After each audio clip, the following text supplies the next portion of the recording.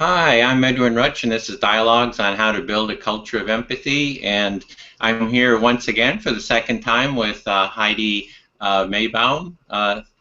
Thank you for joining me, Heidi. Thank you for having me. And this is our second discussion. The first one, we talked about your book that you edited, and it is right here, Empathy and Morality, and it's a book about, I guess, empathy and morality, and you have a lot of contributors, some of the major names in the academic and scholarly field around empathy who are contributors to it. And we talked about the first chapter quite in depth for about an hour and a half in another interview. And in this one here, we wanted to get a bit of an overview of the book. Would you like to start with sharing kind of a little bit of an overview of it? And I also have the various chapters here that I can show on the screen as we talk about it. Well, I mean, the idea behind the volume was that a lot of talk, both in public culture but also academically, seems to presuppose or at least suggest that there is some kind of profound connection between empathy, the ability to empathize with others, and morality. But a lot of the time, nothing particularly specific is being worked out on those issues. So what I invited the contributors of the volume to do was to outline their thoughts on those issues. And I thought an interesting way to do it, which reflects the way that I like to work anyway, is to do it in an interdisciplinary way. So we have both philosophers and psychologists and neuroscientists, anthropologists and criminologists, and people working on animal cognition contributing to the book. So that obviously gives rise to quite a lot of different perspectives, but I think it's very useful for anybody who would like to think more about these matters to have all those various contributions. Mm. Yeah, how do you put together a book like that? It's really need to reach out to quite a few different contributors and line up their chapters. I'm just curious, how do you go about putting a book like this? A lot of hard work. Well, I mean, I contacted a lot of people, some of which agreed to contribute. And as I said, one of the aims was to have a broad, I mean, to have people from different fields contribute. Mm-hmm. That interdisciplinary Exactly. approach. Yeah. Okay, well, maybe we can start just for a bit of an overview. We actually, the first chapter, let me just share it here, is actually you were the contributor. It was, perhaps you could just share a quick overview of it. Everything you want to know about empathy. I guess this is a pretty good topic. Yes, for a Woody Allen lover. Yeah, exactly. Or at least a Woody Allen movie lover. Maybe I should be more precise. Anyway, I mean, the idea there is just to provide a comprehensive overview. I aimed to make it as, how can I put it, non-partisan as possible. I think that for a number of people coming to the topic of empathy, it can be hard to orient yourself, particularly because it's become extremely popular as a topic over the last couple of decades. The number of publications on empathy has increased quite a bit. And so the idea was to provide an overview of some of the central topics. And some of the things that I did, which I thought was important, was, for instance, to draw people's attentions to the kind of measurements that there are of empathy, some of which are much better than others. What exactly is being measured is, of course, of great importance to trying to figure out what benefits does empathy have. I go through various types. So when the book is entitled Empathy and Morality, empathy is used in its broadest possible way, right? So sometimes people use the term empathy to mean take other people's perspective or think about how they feel in their situation. Sometimes people talk about being sympathetically inclined towards others, sympathizing with them. Sometimes they mean that we feel something like what the other person is feeling. Sometimes what is maybe something more like contagion. So we feel what the other person is feeling, but in a sort of, without being aware of that, that's what's going on. So when we feel emotions together, for instance.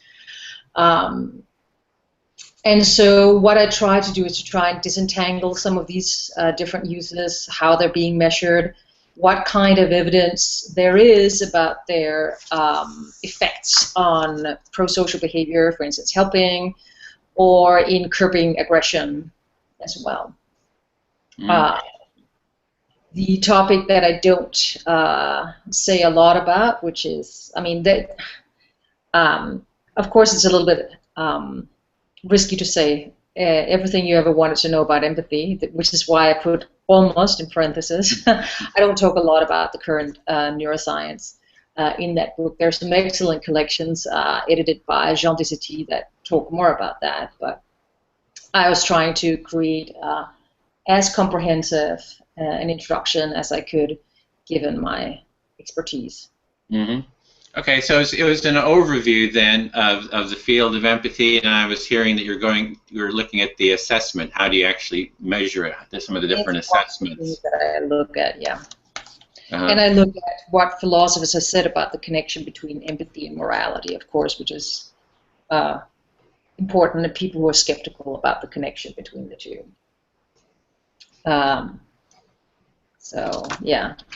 Okay, then maybe we could go into the second chapter, which here I just putting it up on the screen. It was by Daniel Batson. Empathy-induced altruism and morality, no necessary connection. Perhaps you could just introduce him, who Daniel Batson is. So the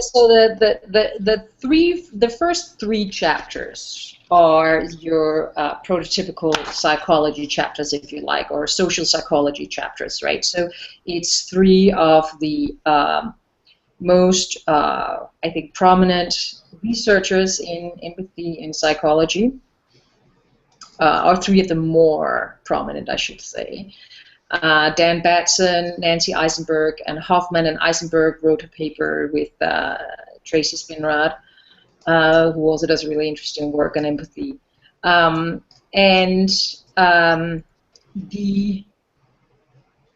One of the most researched areas in psychology when it comes to empathy is its effect on what is broadly termed pro-social behavior.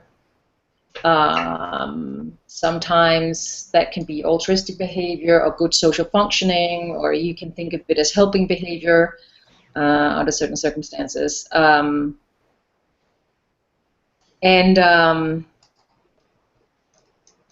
think that for a lot of these people, the way that they think about empathy may be more like what some people think of as sympathy. Right? So, warm, compassionate-like feelings oriented at the welfare of the other person. That might be that's certainly very characteristic of Batson.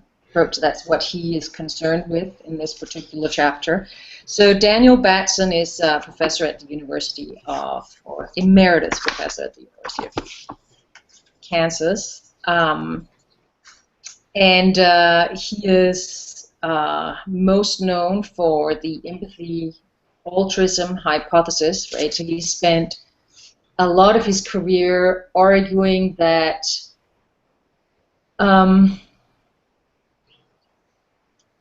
the empathic concern for the welfare of others, that feeling, produces motivation that is truly altruistic. So I think one of the ways of looking at his contribution, or his work, if you like, is that it played an enormous role in the debate about whether or not we're ever motivated to help others for their own sake. That there's no egoistic final calculus, if you like, right?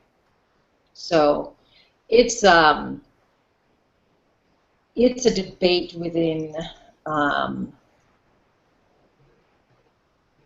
well, partly within philosophy, but also it extends to other areas, right? And so some people will claim, oh well, sure, it looks as if we act selflessly part of the time, but of course, ultimately, all our motivations to help others are ultimately based in egoistic or egocentric motivation. And so what Batson has done a lot for is to provide evidence that, in fact, we do sometimes have truly altruistic motivations to help others, or to help others for their own sake. In the empathy altruism hypothesis, what I was understanding is that people will relate in an empathic way, where they contribute to each other in a non-egoistic or non-transactional way, and then if that breaks down, that they'll move into a sort of a transactional relationship, where I'll do this for you if you do that. Is that kind of fair, or am I understanding? I mean, I know that you've interviewed Dan, so I don't want to step on his toes and make claims about what he thinks exactly. I mean, I think he's the way very precise. He's very precise in his articulations of things. So yeah, exactly. Yeah. Which is, of course, really important in this area, because there's so many, when you talk about empathy, there are a lot of different issues that are raised, and if you look at empathy measures, a lot of different things are being measured at the same time, etc., right? I mean, in the contribution that Dan gave to this volume, he makes a distinction between the kinds of motives that are produced by a moral outlook and by what he calls empathetic concern. And one of his ideas is that moral motivations have reside in some kind of principalism, right? So there are moral principles, and one is motivated by those principles, and that is what moral motivation is. Empathy-induced altruistic motivation is not principled in that way. So he thinks that they're two separate motives, although they might overlap and so forth and so on under various circumstances and may produce similar actions. The two motives should be distinguished. Well, one thing I've noticed in talking with people about empathy is that there's this quality that people want to contribute to the well-being of others because it really gives them a good feeling. For example, once I was doing empathic listening with someone, we do this reflective listening, and the person said, I've never felt so deeply heard in my life. And so for me, that gave me a really good feeling to know that I contributed to him having that experience. And someone else told me how they were talking with someone who was thinking of committing suicide, and they were kind of there present with that person, really, hearing them, and it really helped that person to, not want to commit suicide. So it was that feeling of having contributed to the well-being of someone else that just feels really good. Yeah, I mean,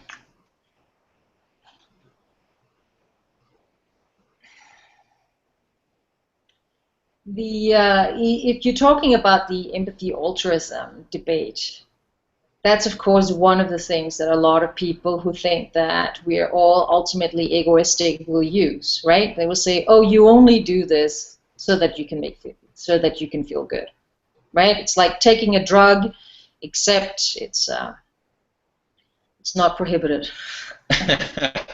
Yeah, you're getting an oxytocin high or something. Right. And I think it's very important to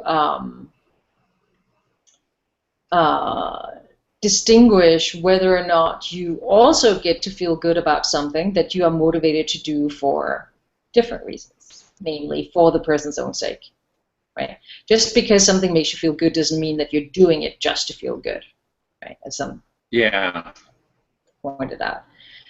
But on a different issue, I think that your focus on the empathetic listening is orthogonal to Batson's concern here, right? So Batson is concerned about inducing certain types of emotions or feelings in people, and what those feelings or emotions, what kind of motivation they cause in their turn, right? So you're not, when you're talking about empathetic listening, what I take it is that you are talking to somebody, you're not in any obvious way expressing emotions. What the success of the interchange isn't necessarily premised on you experiencing certain emotions and so forth and so on, right? So I think it's just two slightly different things that are going on in those two cases. Okay. That was chapter 3. Is there any more on that, or we'd move to chapter 3? Is any thoughts on? Let's see. Let me bring that up here. That was with Tracy Spinrad and Nancy Eisenberg. Empathy and Morality, a developmental perspective, psychology perspective. Yes, so Nancy Eisenberg has done tremendous work on the development of empathy in children and young adolescents, and she has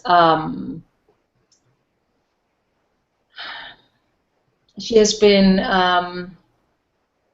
concerned with figuring out the kind of pro-social benefits, the benefits for social well-being and social liking as well of empathy. And one of the, there are a couple of things that I'd like to say. So Tracy Spinrad, whom I shouldn't ignore, is her colleague at University of Arizona, and she's written a number of papers with Eisenberg too on these very issues. So two things that are important. So one of the things that Nancy did was that she looked at various ways of measuring empathy or sympathy. So there is a very interesting effect of a lot of empathy measures, ways of measuring dispositional empathy, that is people's tendency to experience empathy, are premised on self-report indices, right? And it turns out that women report being more empathetic than men on a lot of these indices because it's pretty clear that empathy is being measured. But if you do other types of measurements, there are no differences. On a number of these indices, too, psychopaths perform perfectly well, but there are very good reasons to think that they are deficient in empathy and sympathy. So there are some concerns about using these kinds of measurements. And what Eisenberg pointed to was that there might be interesting ways of doing physiological measurements. For instance, measuring heart rate and seeing the degree to which heart rate is associated with empathic concern or sympathy. So she's done some really interesting work on that. One of the things that I think is really interesting about this contribution, because there's so much work that she's already produced on prosociality and empathy. One of the things that she and Tracy are focusing on in this chapter, or highlighting, if you like, is the role of emotional regulation. So the idea that being able to regulate one's emotional responses is really important in a way that a lot of people haven't taken into consideration when they consider this literature. Well, let me give a little bit of reflection what I'm hearing so far. It helps me follow along. So you're saying that self-assessment for empathy, this is what I'm hearing, is not very accurate, and that what Nancy has been doing is looking for physiological measurements, like measuring heart rates and so forth, to be more accurate, to have a physiological measurement of empathy. Is that the core? What she's done is that she's used both measures, right? So it's not that she only but she pointed to the importance of using some physiological measurements as well to correct for these possible interferences with, perhaps with self-presentation issues. Yeah, I saw a talk, a recording by Carl Rogers, and he mentioned that as well, that the self-assessment was not very accurate, and that they had used, where they did an assessment of 6 psychologists or therapists, and then they had a series, they had 40 other therapists who were evaluating those 6 in terms of kind of rating them. So they had like a secondary, I don't know what that would be called, it's not self-assessment, but peer assessment. So it's like that. It always comes up, the question of how do you measure empathy and how do you measure it accurately? Yeah. Okay. What is it exactly that you measure, right? So I think, if you think about physiological measures of so-called empathy, some of the work that Nancy has done focuses on what we might call more sympathetic reactions. So concern for those who are suffering, right? And their heart rate measures have been interestingly correlated. But if you look at empathy research with a population like with psychopaths, one of the most decisive measurements have been skin conductance, right? So the degree of stress response to distress in others. So it depends a lot from population to population what exactly it is that you're looking at. Okay. So it's important, I think, in that context also not to think that exactly the same thing is being measured in the 2 types of cases. So it depends on if you're dealing with someone who's a psychopath, or maybe someone with autism, or someone who, all the different varying male, female, so all those different qualities, those factors are going to affect the measurements, I guess. I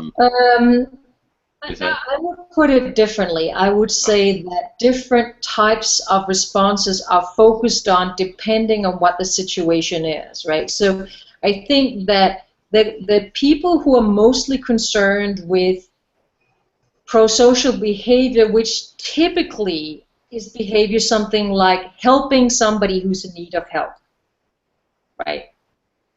So being helpful, what some philosophers would call supererogatory actions.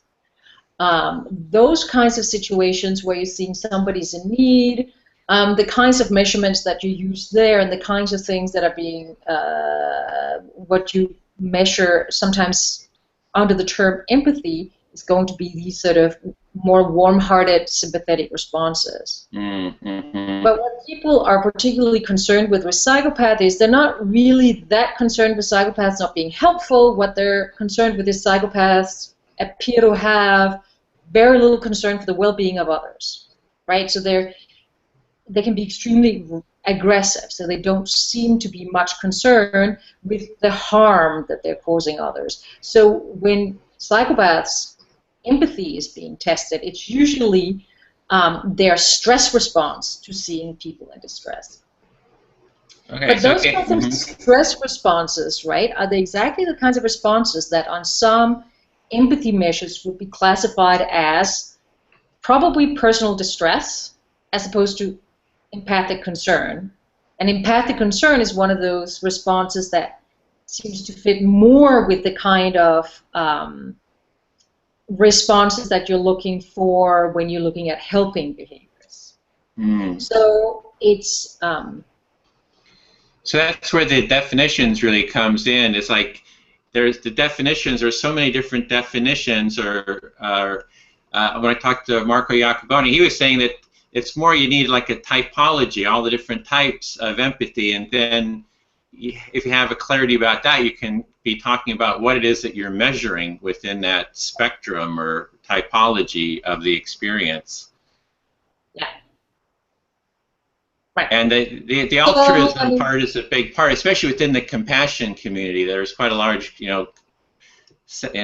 community looking at compassion. Then you get into the whole altruism is really big. That component is really focused. So it seems that different people are focusing on this different parts of the typology of empathy.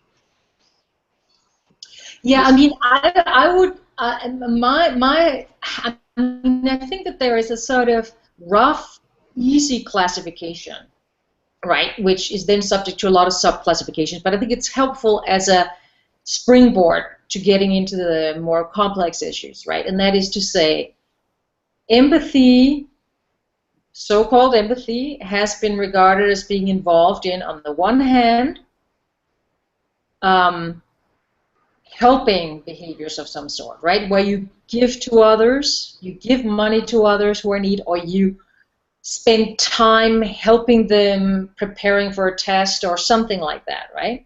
Where you give of your time or give of your resources. And then on the other hand, it's been regarded as an aggression curber, something that makes you less aggressive.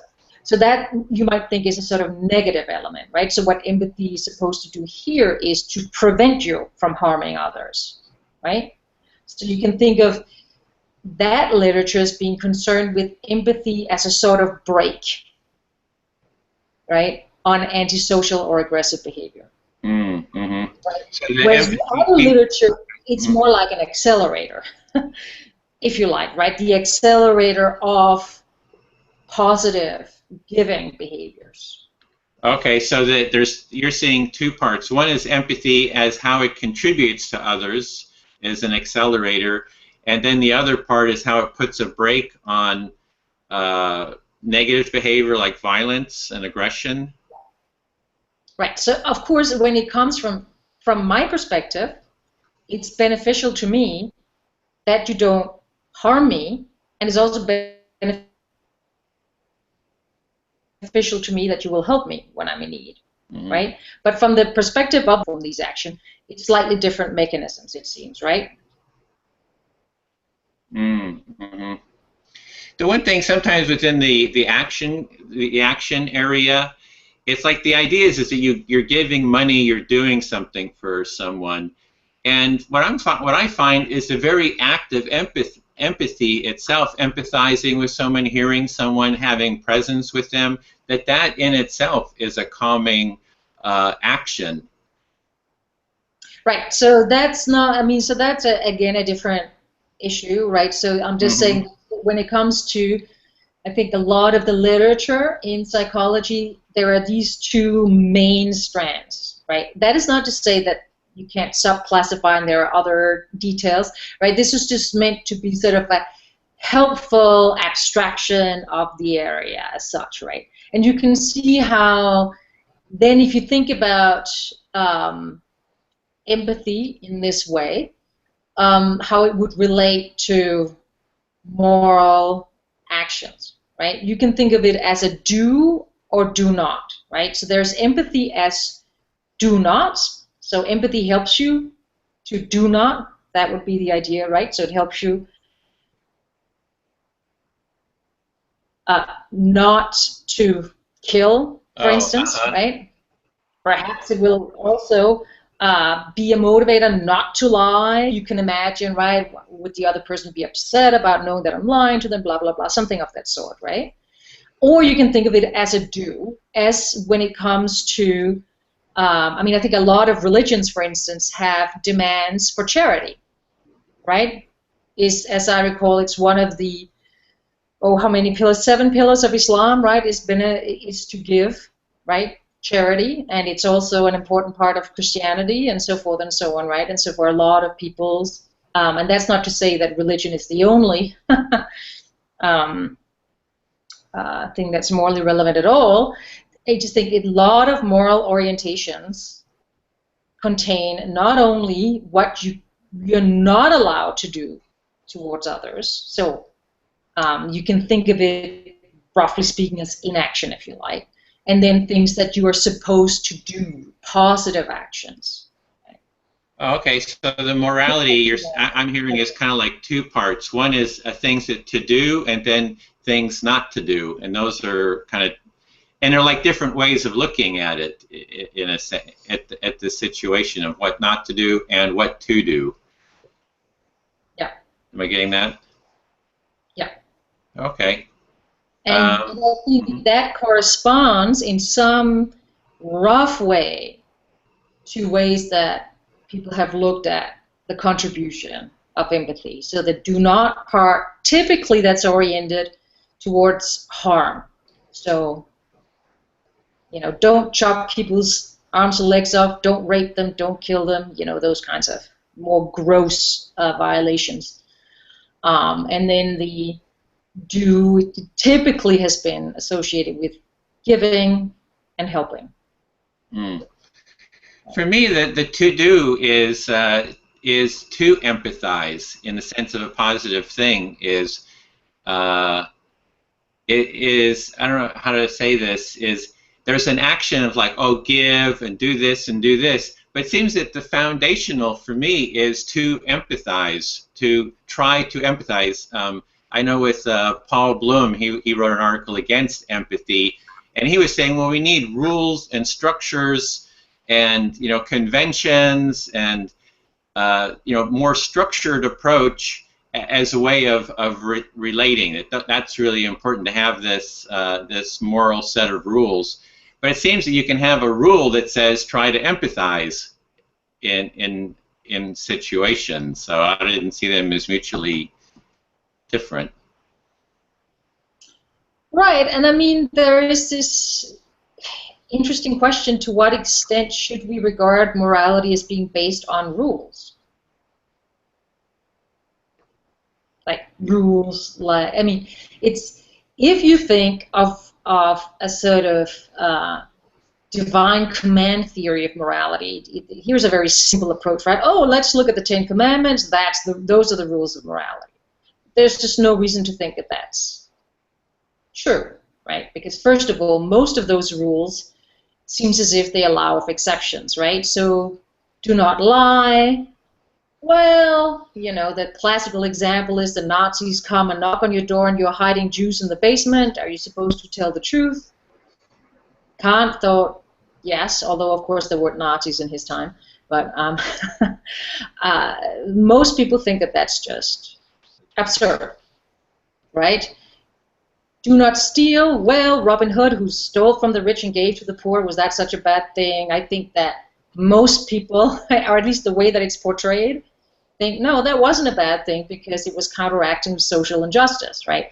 And so forth and so on, right? So it seems as if to talk purely in terms of principles or rules misses something important, right? So then you might think, oh, perhaps there are like ultimate rules, like something like Kant's categorical imperative, you know, never treat others merely as means to your ends, but also always as ends in themselves, or something like that, right?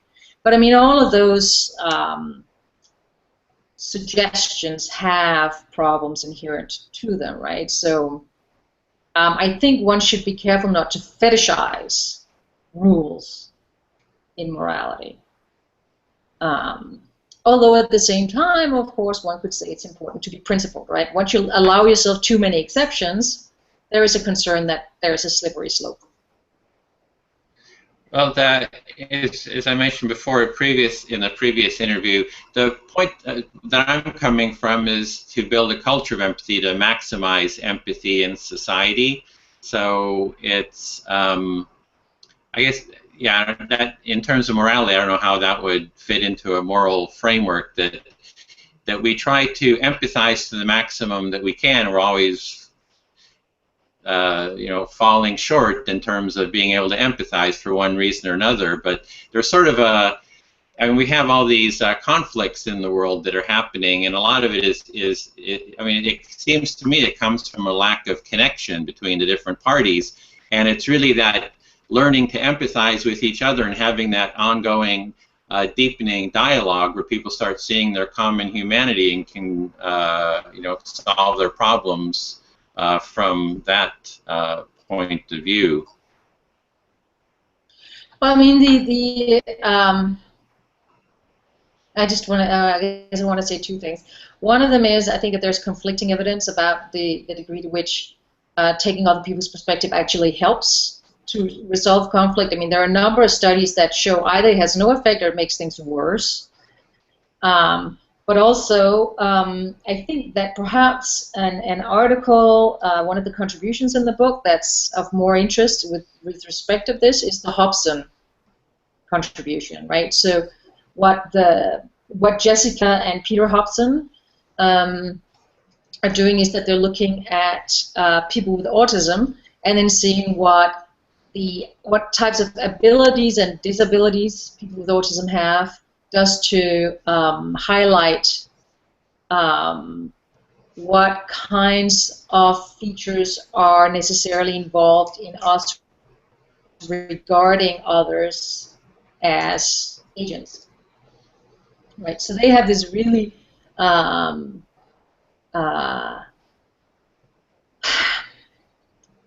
interesting suggestion that being able to resonate with others at a very basic, almost perceptual level is forms an integral part of our ability to come to to understand ourselves and understand others. Right? So without already having been involved with others in an empathetic way from a very young age, we're already lacking in a self-understanding as well. So it's let me see if I get that. That you're saying that it's beyond perspective taking. That perspective taking doesn't necessarily resolve conflicts. So you have to have a sort of a resonance with the other, and you need to have learned that from an early age. So perspective taking is typically understood as the ability to imagine yourself in somebody else's position, right? So what they're concerned with is that they're looking at a much earlier stage in infant development, right, where there are interactions between caregivers and children that seem to come from basic, as it were, how can I put it, interactions between two agents. So one of the important things, a simple thing, is just joint attention. That you know that you're both paying attention to the same object, and you know you're both paying attention to the same object. But there might also be more basic emotional kinds of resonances between a child and a caregiver that is foundational to the development both of one's own agency and for an understanding of agency in others, right? So if one were to take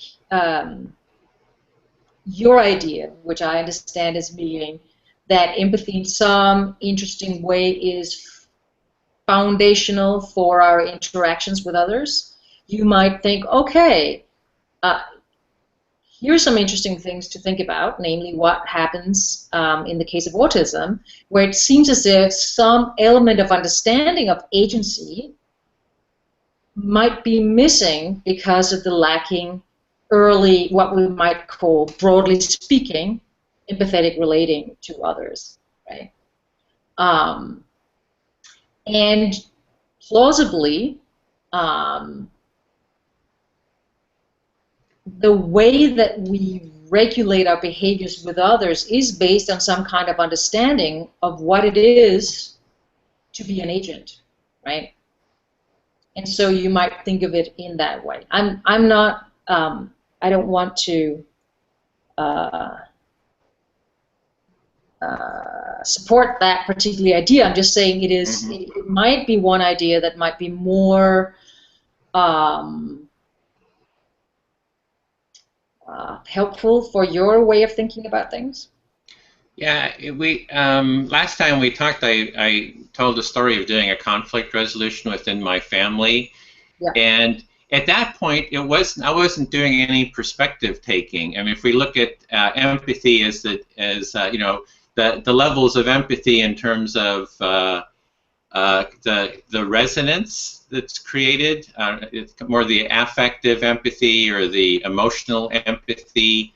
I think that's what I'm hearing you're saying, is that there's the perspective taking is a later developmental part of empathy in terms of you need the sort of emotional groundwork to get to that point.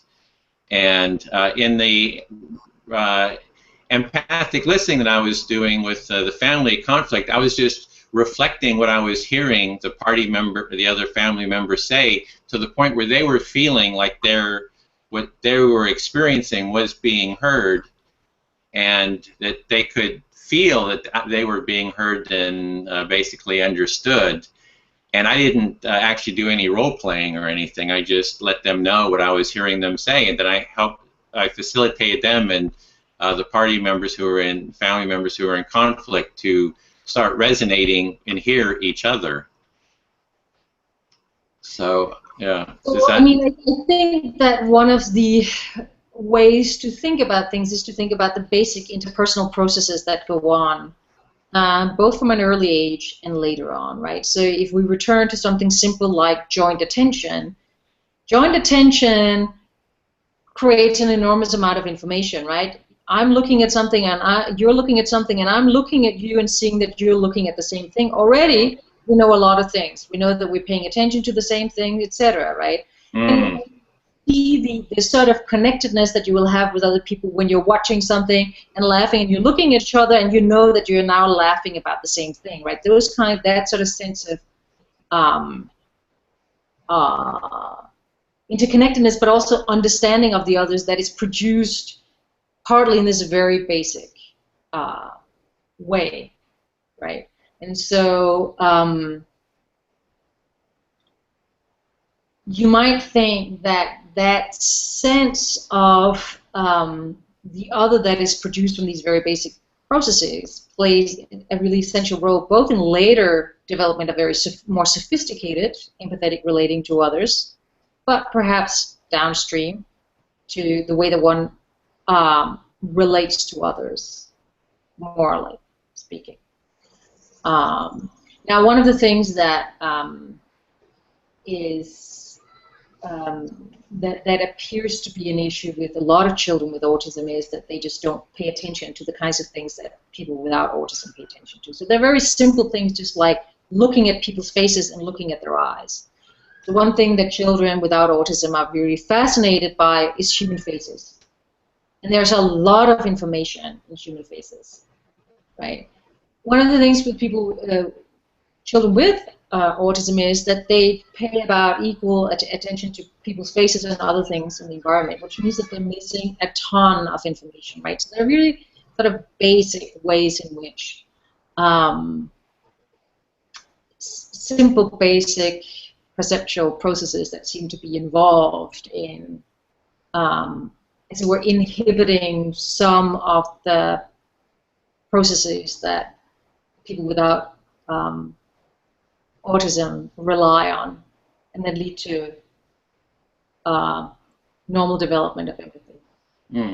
So there's something about having that shared attention, shared awareness of something, that the ability to share our attention together on something that's like a basic process for the empathy building. Is that what I'm hearing? Well, I mean, I think that there is a way of thinking about um, how we come to.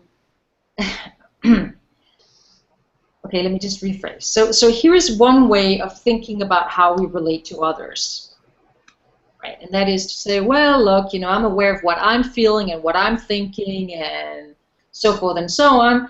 And now there's this question, how do I really know that other people even exist, right? How do I know that they're not these meat packages Oh, that sort of miming what appears to be, human behavior and so forth and so on, right? Well, I might make inferences about their behaviors, etc. I might put myself in their shoes and think, well, if I was in their position, what would I be thinking or feeling or whatever, right? So I think that one way to look at how we relate to others is that we are essentially these how can I put it, individualistically isolated individuals who are trying to reach out to others by means of taking their perspective or something of that sort, right? Which suggests sort of almost, an upbringing where you just slowly come to be aware of your own thoughts and you're this, that, and the other, and then now there's a problem about other people later down the line or something like that, right? But I think that what Hobson are suggesting that is just a false dilemma in a certain sense, or a false lemma. It's simply not true that without that we first have a developed self-understanding and now we try to understand others. But the very act of understanding ourselves requires that we already have some understanding of others at the same time. So there's a sort of co-building of self and other understanding. Right? And I think that opens the door up for a much more exciting way to think about us and other people, namely that our own self-understanding is deeply affected by our understanding of others. So this kind of isolationist perspective is probably false. Oh, So you're saying there's two different ways of seeing this, or that it's talked about.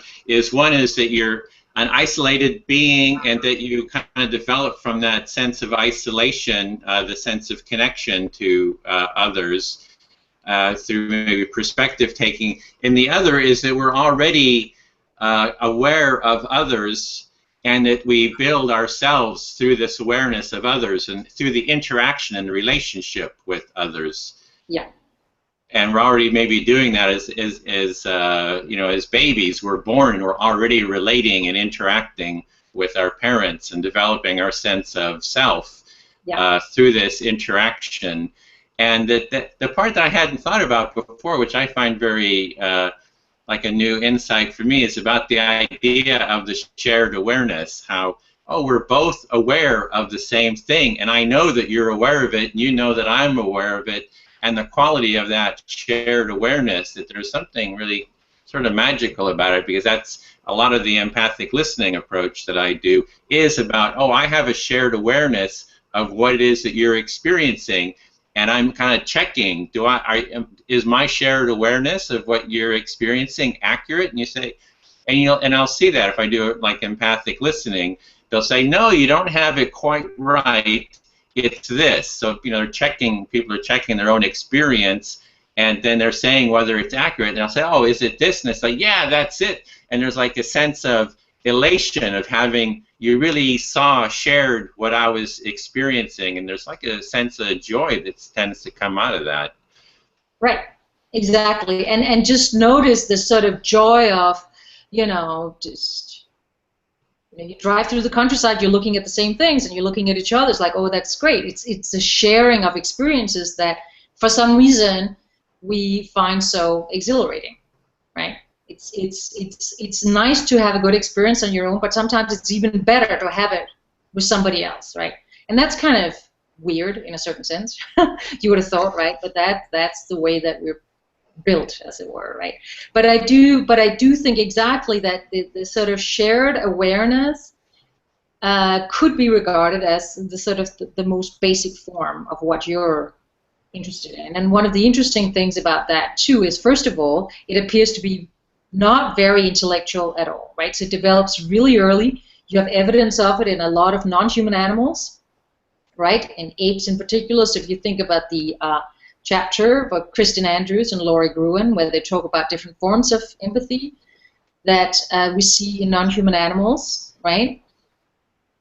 That sort of shared awareness of what is being paid attention to. Chimpanzees certainly seem to have it.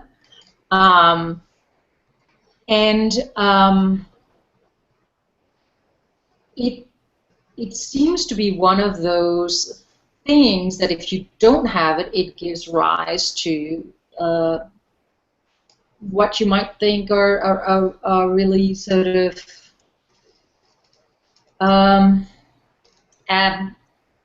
profound difficulty in relating to other people later on. So it's more the model that Frans de Waal has, maybe, of empathy, that it starts with the emotional resonance, or the versus starts with perspective taking. So I'm hearing that there's like two different views of how this development happens, and from my readings of Frans de Waal, I think he's more in that saying it starts with the emotional resonance, or maybe you're saying the shared awareness too. The perception action model. Yeah, I mean, I think that I don't think that anybody working on empathy thinks that perspective taking comes first in any interesting sense. And of course, again, it depends on how you define empathy, right? So some people think of empathy as essentially involving perspective taking, and if that's what you think, then of course, it's a different issue.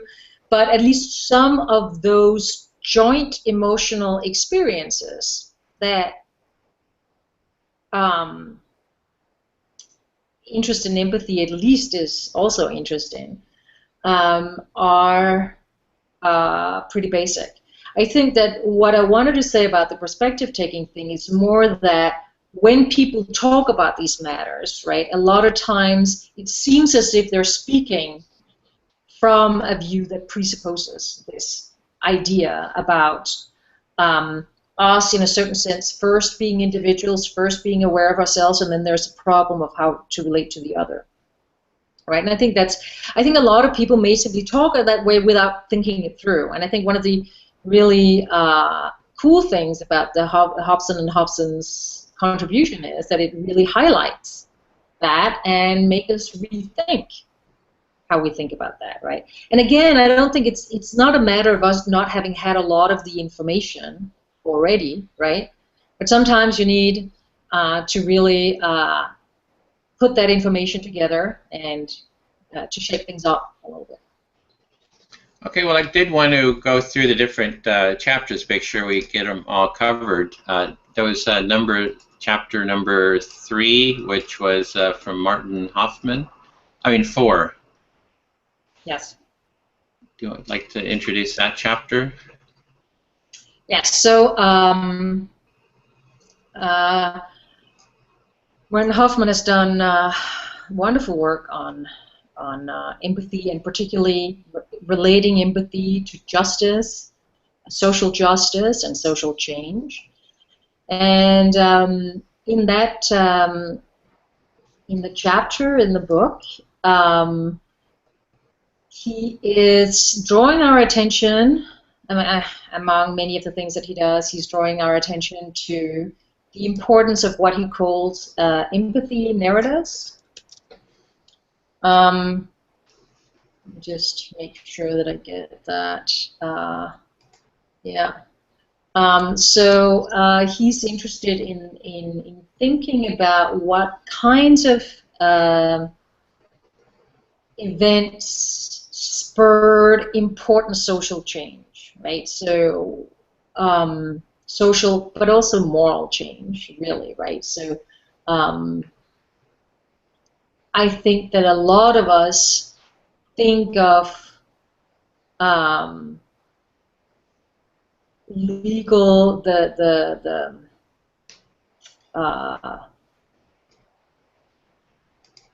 state of morality and the state of the legal system as having evolved tremendously for the last couple of thousand years, right? Even the last 100 years or so.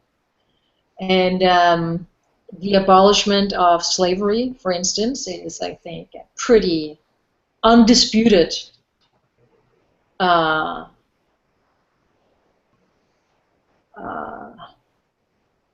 good, right? I mean, I think you will have real problems finding anybody anywhere who thinks that slavery is acceptable. But of course, slavery is a fact of human history, and it is still, right? I mean, these days it's mostly, I think, primarily sexual slavery, which is a huge problem. But there are very few people who will be willing to speak in favor of slavery, and one of the things people think that has been real sign of more progress is the fact that we moved away from thinking that slavery was okay to thinking that slavery was not okay. What was one of the motivators? Well, Hoffman focuses on the development in the United States, right? And so he talks, for instance, about Uncle Tom's Cabin, which have you read that? I haven't read it, but I'm aware of it. Oh, yeah. I read it as a kid, and I remember crying a lot while I read it. It's an incredibly moving book, and it is one of those books that have been accredited with playing an enormous role in changing people's attitudes towards slavery and slaves. Right? And what it does, of course, is that it creates a narrative from the perspective of a slave, right? And then you can see all the hardships and the terrible things that happen to a person who is a slave. And the idea is, very plausibly, once you come to see that, it becomes obvious that slavery is wrong, right? And the mediating factor here is supposed to be the empathy or the sympathy that you feel with the character, right? And there are a number of other instances of empathy narratives that Hoffman talks about also in the civil rights movement and getting progress going there, right? So Hoffman is very positively inclined towards the benefits of empathy. Now he recognizes that empathy is limited. There are biases involved in empathy and so forth and so on, and it's not a cure at all. But by and large, he thinks that the enormous positive effects of empathy or empathic concern or sympathy far outweighs the negative benefits. And I think his chapter does a really incredible job at laying out how you can see this in the case of the U.S. in particular. Okay, so it's the what I'm hearing there is it's about the role of empathy within society and how, I guess he's talking about social justice, which is I would say it's like, how do you have more people in society be heard and be their voices heard and be considered, and that so it's empathy is part of that. So for example, with Uncle Tom's Cabin, that the voice of the slave, who may not usually be heard, is heard, and people can then empathize with that, with the yeah. So I think that I think particularly in the case of Poe's book, which by the way was written in Cincinnati, where I'm sitting right now. Where you're at? Yeah. Not right here, but down the road. But I think that the big role here was for the general public to recognize the wrongs involved in slavery through empathy, right? That's created by seeing what it's like, in a certain sense, to be a slave by reading about it. Mm-hmm. And so the idea is more, because you have to think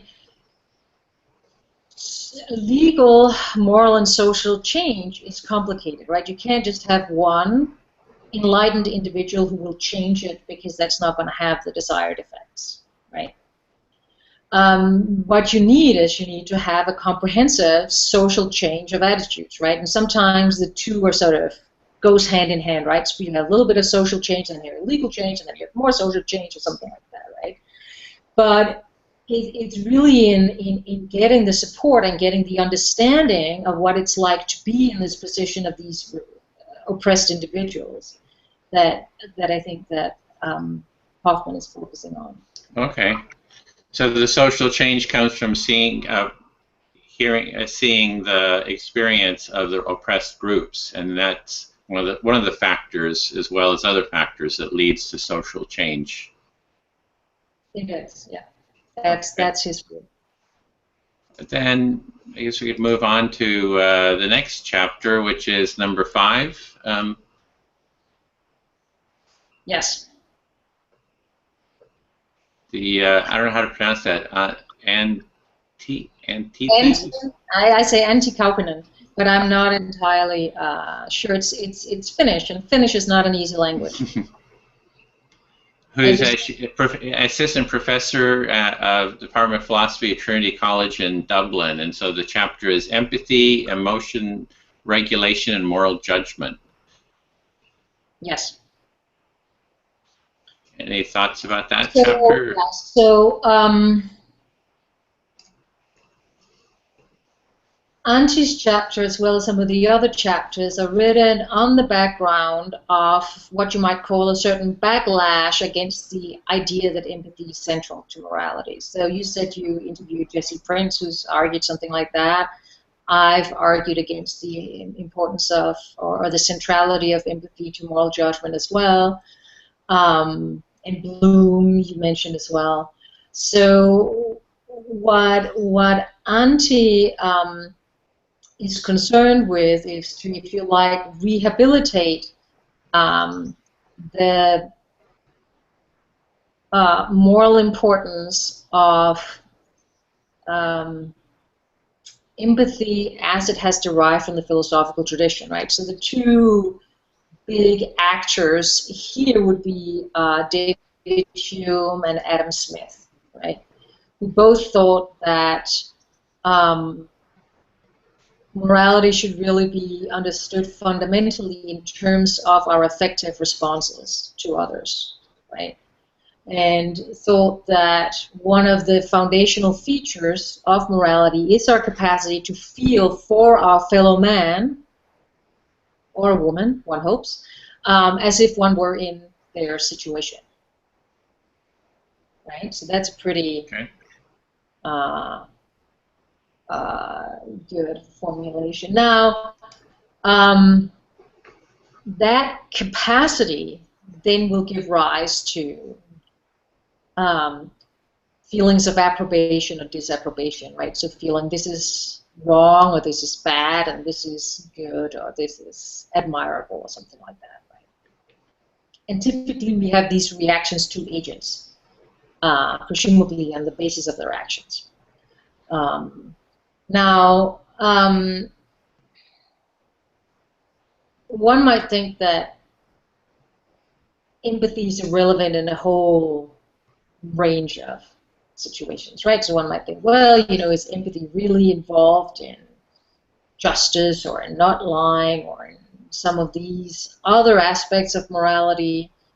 Empathy may be biased. We tend to be more concerned with those that are close to us as opposed to those that are far away from us. Hume recognizes this too, and so forth and so on, right?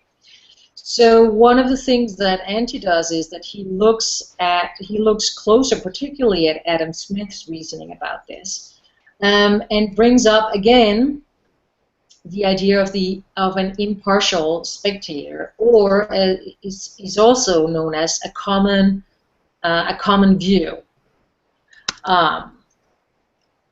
So the idea here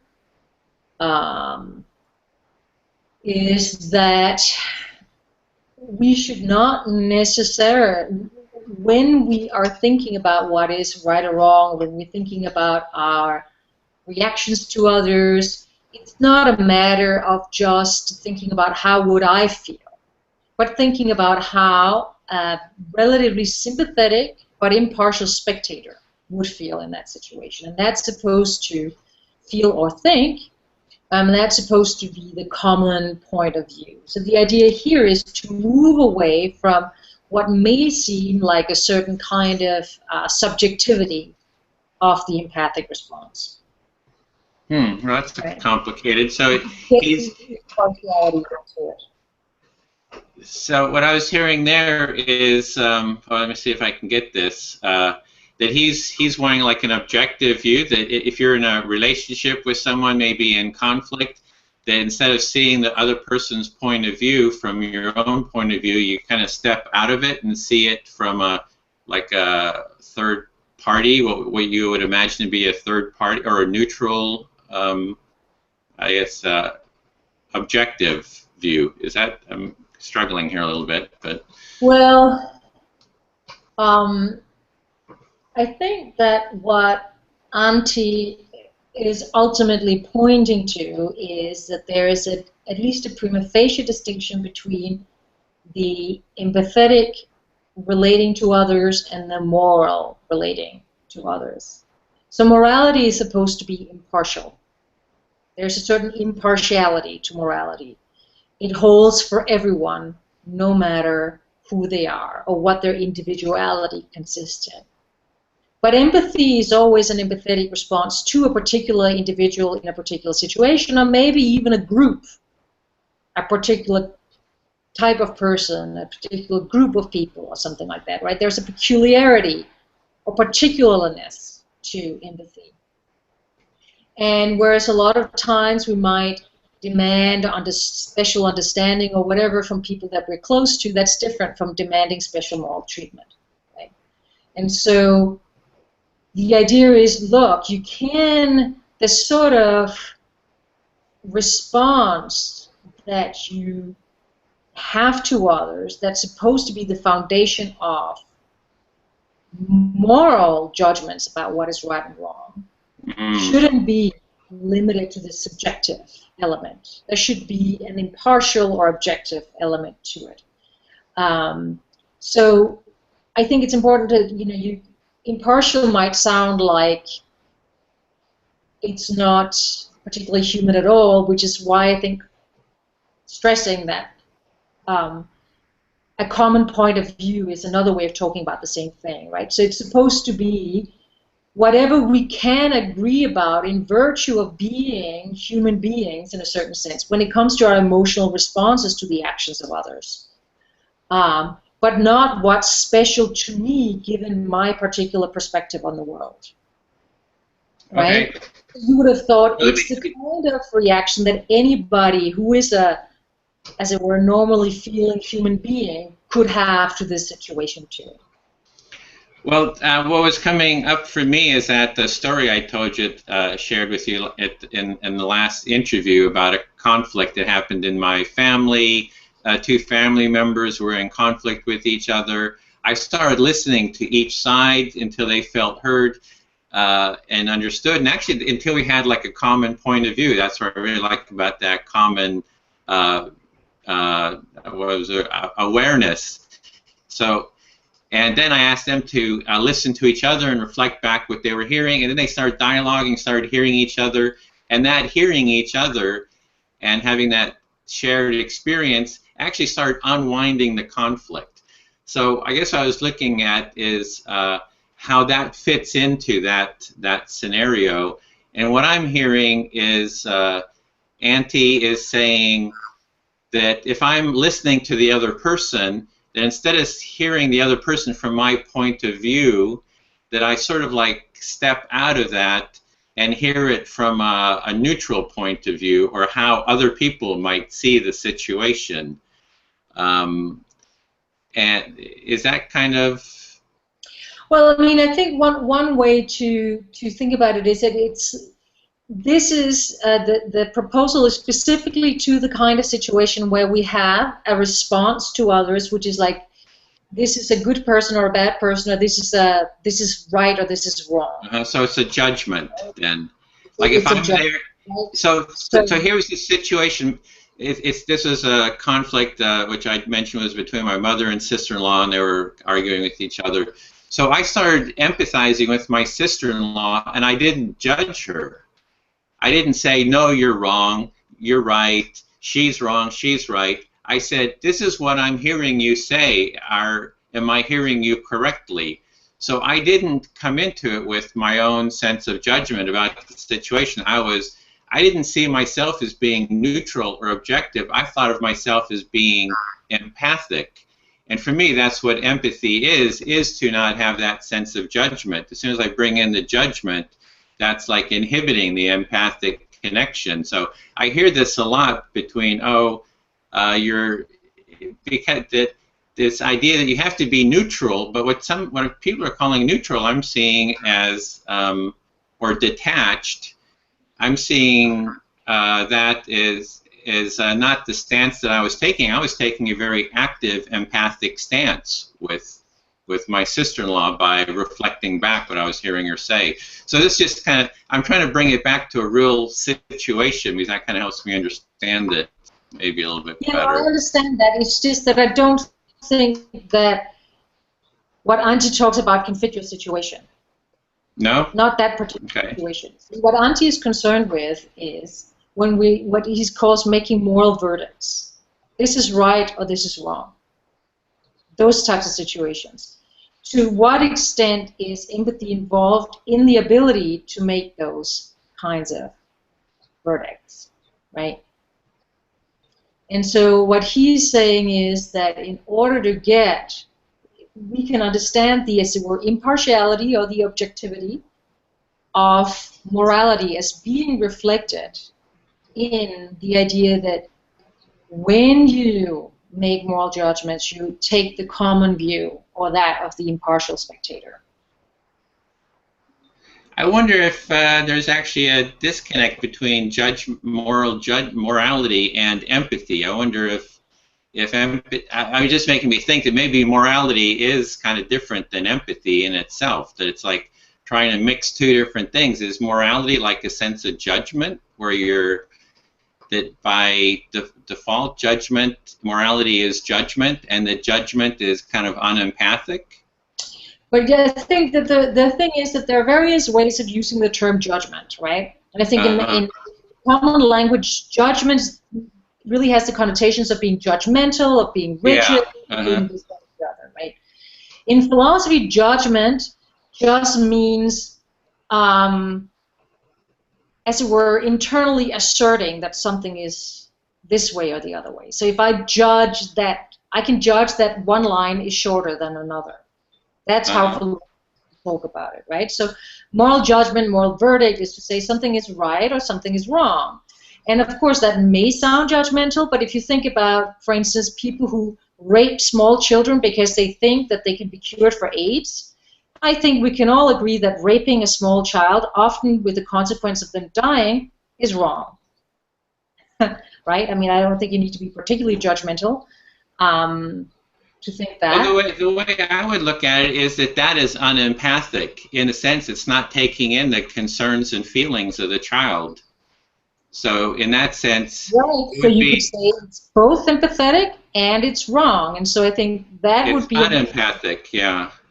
It's an instance where people would say, look, it seems as if our empathetic attitudes will correlate really well with our moral attitudes, right? So if we think something is really unempathetic, we often think that it's wrong, right? And that's where I think a lot of the interest in the connection between empathy and morality comes in, right? And so you think, well, if you don't have an empathetic, if you can't have an empathetic response to others, can you really judge that things are right or wrong at the same time? If you're simply unmoved by the pain of others, you might not think that causing pain to others is wrong.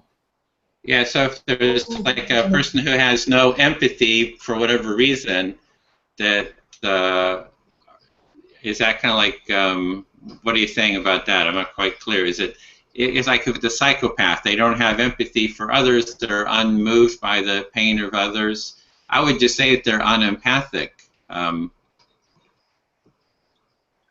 Right, but then the question, another interesting question to ask would be, does that have other downstream effects? For instance, so we know with psychopaths that they do appear to have substantial moral deficits, and they have empathic deficits. Are the two connected? So you may think that if you simply cannot feel for others in distress, why should you think that harming them is wrong? Just because there is some rule? Well, I mean, there are rules against all kinds of stuff, right? If you went to school in a place where you had to wear a uniform, it's wrong not to show up in a uniform, but there just seems to be a difference between that kind of wrong and, you know, chopping somebody's leg off just to have fun watching the blood spurt everywhere, right? I mean, that's just wrong in a different way. It's wrong in a more profound way. Some people think that what makes it seem wrong in this special way is the empathic response that we have when we're considering a situation like that. Okay, well, there would be empathy in both situations in the sense that maybe somebody going to school, they might have their deeper reasons for not wanting to wear a uniform.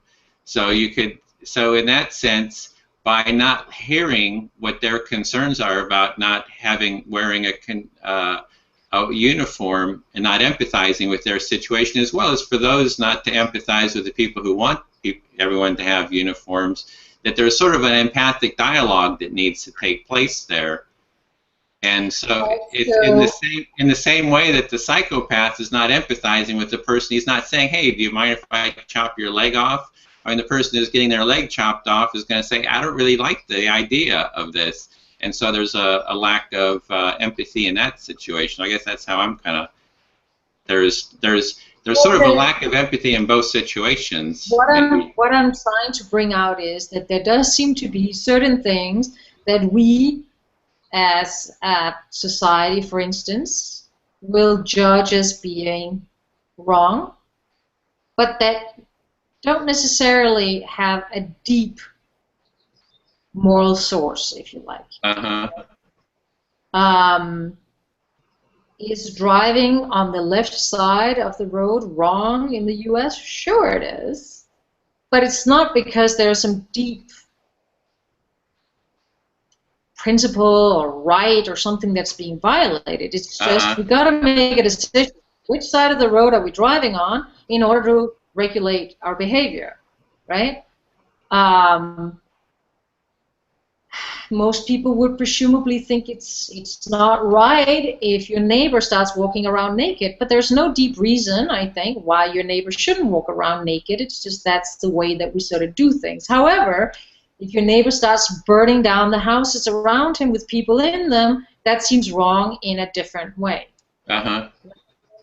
Right? So the idea is, well, you know, there's a way in which you may know the rules, right, and then say something is wrong because it violates a rule, but morality seems to be more profound than that. Moral wrong seems to be more profound than that.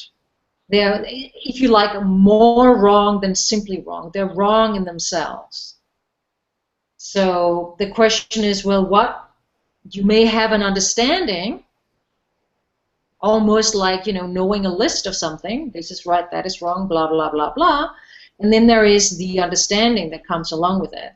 And at least some people think that what gives that extra understanding of why it's really wrong, you know, to rape others or to chop their legs off willy-nilly or just whatever bad harm you might have in store for them, relies on ultimately on this capacity to empathize with others. Okay, so there's some rules or so forth that are just conventions, and then there's other kind of deeper harms that happen, which have a deeper maybe effect on people, or greater harm or more pain or something like that. You didn't say pain, but yeah. Okay. Then moving on, want to cover all the chapters here. I think we have 12 chapters. We're on number 6, which is George Graham and K. Richard Garrett, at the empathic center of our moral lives. Yeah, so the quick way of capturing what Graham and Garrett are talking about is that there is this concern that empathy is essentially restricted. So we tend to feel more for those that are close to us. So our friends, our lovers, our pets, perhaps, than we do for people who are far removed from us. However, morality is supposed to hold for everybody, everywhere, no matter what our personal attachments are to those people. And so there seems to be a disconnect. And some people would argue that that might be a disconnect that is unbridgeable. And what they suggest is that there are various ways of overcoming what you might regard as the limitations of empathy. That in fact, we can broaden the circles of empathic concern in a way that is satisfying enough for this particular concern about empathy and morality to be overcome. That's was one of the criticisms in Paul Bloom's article, I think, was that empathy has its limits, like there's maybe an in-group, and that it doesn't go to the larger society necessarily, that has a tendency, and that's one of the problems with empathy and the limits of empathy. And I'm hearing that they're talking about how to overcome those limits and kind of broaden the empathic connection with others, with the larger society maybe. Yeah.